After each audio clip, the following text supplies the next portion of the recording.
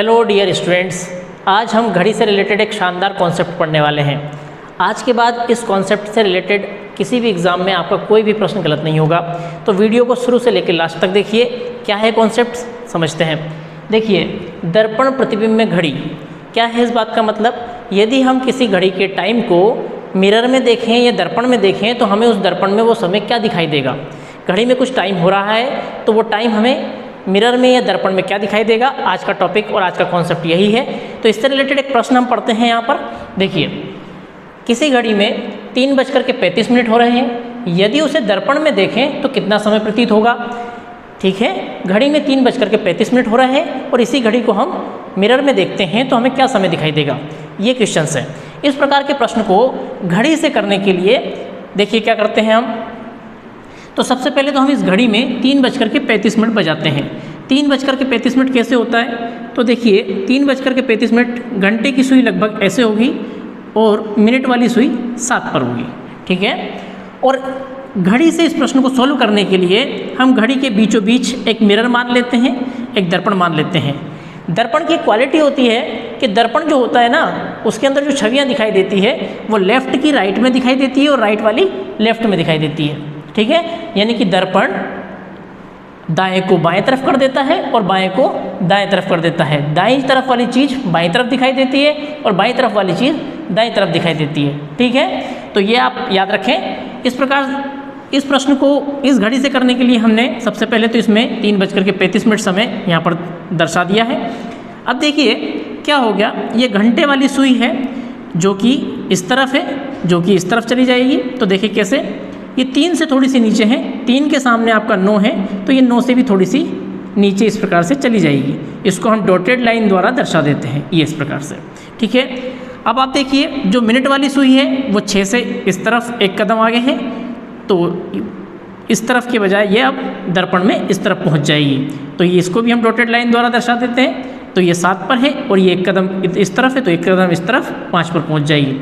पहले समय हो रहा था 3:35। अब समय क्या हो रहा है? तो अब समय हो रहा है 8:25। ठीक है, 8:25। तो इन प्रश्नों को आप इस तरीके से भी कर सकते हो, लेकिन इस प्रकार से करने में हमारा समय बहुत ज़्यादा खर्च होता है। परीक्षा में हमारे पास इतना समय नहीं होता, इसलिए हम इन प्रश्नों को करने के लिए करेंगे ट्रिक का उपयोग। क्या है ट्रिक? यदि इस प्रकार का कोई भी प्रश्न आपसे पूछे, ठीक है, तो ऐसी स्थिति में आप क्या करें, दिए गए समय को 11:60 में से घटा दें। दिए गए समय को 11:60 में से आपको घटाना है और कुछ नहीं करना, सारे उत्तर आपके आएंगे। ठीक है, जब भी आपसे दर्पण से रिलेटेड इस प्रकार का कोई प्रश्न पूछे तो आपको सिर्फ दिए गए समय को 11:60 में से घटाना है। देखिए किस प्रकार से। तो हमारे पास 3:35 का समय है, ये बज रहा है 3 और ये रहा आपका 35 मिनट। ठीक है, तो हम इसमें से घटाते हैं। ये आपका 5, ये 2 और ये हो गया आपका 8, यानी कि 8:25 आएगा आपका आंसर। इस प्रश्न का जो उत्तर आने वाला है वो 8:25 आएगा। ठीक है, तो ये हमारा पहला प्रश्न सोल्व होता है। इसके अतिरिक्त हमारे पास और भी 10 क्वेश्चंस दे रखे हैं। इन क्वेश्चंस को भी हम करके देखते हैं। आपको सारे कॉन्सेप्ट इन प्रश्नों को करने के बाद क्लियर हो जाएंगे। तो चलिए, ये पहला प्रश्न हो गया आपका। ये जो समय था ये आपका दिया गया समय, और ये जो समय आपको प्राप्त हुआ है ये दर्पण का समय है, दर्पण में समय। ठीक, तो पहला प्रश्न आपका सॉल्व होता है। अब हम अगला क्वेश्चन करके देखते हैं। चलिए,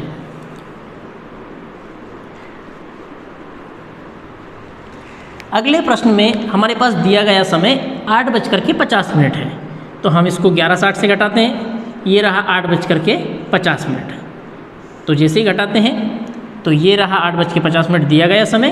अब हमें यही समय दर्पण में क्या दिखाई देगा देखते हैं। देखिए यहाँ पर 10 और ये हो गया आपका 3, तो 3:10 हमें दिखाई देगा। तो हमें दर्पण में जो समय है वो 3:10 दिखाई देगा। ये पहला प्रश्न हमारा सोल्व हो गया है। चलिए दूसरे प्रश्न की ओर बढ़ते हैं। आपको बातें क्लियर हो रही होंगी। चलिए, अगला दिया गया समय हमारे पास क्या है, 11:50। तो देखिए ये 11:50, फिर इसको घटाते हैं। अब यहाँ पर फिर वापस आ जाएगा 10।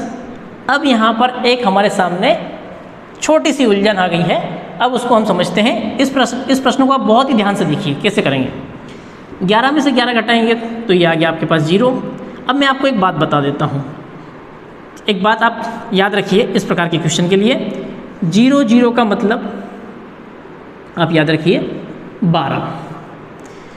तो आप समझिए कि 00 का मतलब 12 होता है, या फिर 12 का मतलब 00 होता है। ठीक है, यहाँ पर 00 को आप क्या समझ के चलें 12, या फिर 12 को समझ के चलें 00। ठीक है, ये दोनों काम आएंगे आपके। क्लियर। एक बात और मैं आपको बता दूं, आपने डिजिटल घड़ियाँ देखी होंगी जिसमें आपने देखा होगा 00:10, 00:15, 00:20। उस 00 का मतलब है 12। ठीक है, तो इसलिए आप यहाँ पर याद रख सकते हैं 00 का मतलब 12, या फिर 12 का मतलब 00। ठीक है, तो यहाँ पर हम 00 के स्थान पर क्या लिख देते हैं 12, मतलब जो हमारा समय हो रहा होगा वो 12:10 हो रहा होगा। ठीक है, यदि आपको दिया गया समय 11:50 है तो दर्पण में आपको 12:10 दिखाई देगा। इसका आंसर हो जाएगा 12:10, 12:10। चलिए अगले प्रश्न की ओर चलते हैं। ये कॉन्सेप्ट आपको समझ में आ गया होगा। अगला प्रश्न है हमारा 5:25। तो ये रहा 5 और ये रहा हमारा 25 मिनट। इसको माइनस करते हैं, ये 5, ये 3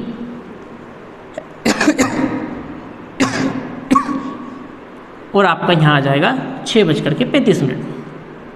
ठीक है, ये दिया गया समय था और दर्पण में हमको 6:35 दिखाई देगा। तो इसका आंसर होगा 6:35। ठीक, क्लियर हो गया होगा। चलिए अगले प्रश्न की ओर बढ़ते हैं। अगला दिया गया समय हमारे पास 6 बजे है, ये रहा 6, इसको घटाते हैं तो ये 60 और यहाँ आ जाएगा आपका 5:60। अब यहाँ पर ध्यान देने वाली बात है 5:60 का अर्थ जो होता है वो 6 बजे ही होता है। ठीक है, मतलब यदि घड़ी में 6 बज रहे हैं और यदि हम उस समय को या उस घड़ी को दर्पण में देखें तो हमें 6 बजे ही दिखाई देगा, यानी कि कोई चेंज नहीं होगा। ठीक है, बात समझ गए होंगे आप लोग। यदि घड़ी में, रिपीट कर देता हूँ मैं एक बार फिर, यदि घड़ी में 6 बज रहे हैं और यदि उस घड़ी को हम दर्पण में या मिरर में देखें तो हमें जो समय दर्पण में दिखाई देगा वो 6 बजे ही दिखाई देगा, कोई चेंज नहीं होगा। 5:60 का मतलब 6 बजे ही होता है। तो देखिए इधर यहाँ पर 6 बजे। चलिए, तो कॉन्सेप्ट आपको समझ में आ गया होगा। चलिए अगले प्रश्न की ओर बढ़ते हैं। अगला क्वेश्चन है आपका 12:40। घड़ी में हो रहा है 12:40। दर्पण में आपको क्या दिखाई देगा देखते हैं, ये हो जाएगा 20। अब हाँ, एक और भी गुत्थी हमारे सामने आ गई है जिसको हम अब सुलझाने वाले हैं। 11 में से 12 आपको घटाना है। 11 में से 12 आपको घटाना है। तो मैंने आपसे जैसे कि पहले भी कहा था कि 00 का मतलब 12 या फिर 12 का मतलब 00 आप रख सकते हैं। तो हम 12 के स्थान पर यहाँ पर क्या रखेंगे 00।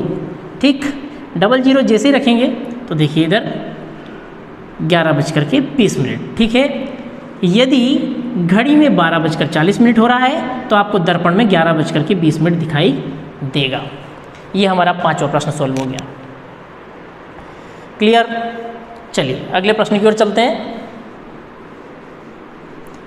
अगला क्वेश्चन है 4:40। छठा प्रश्न, 4:40।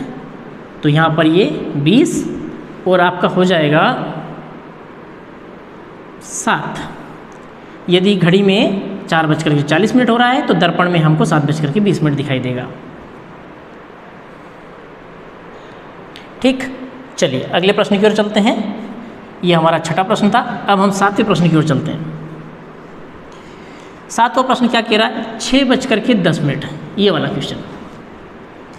क्वेश्चन हमारा। तो देखिए ये हो जाएगा 50 और ये हो जाएगा 5। ठीक है, 5:50। यदि 6:10 होगा तो 5:50 आपको दिखाई देगा। क्लियर। तो 6:10 का समय आपका 5:50।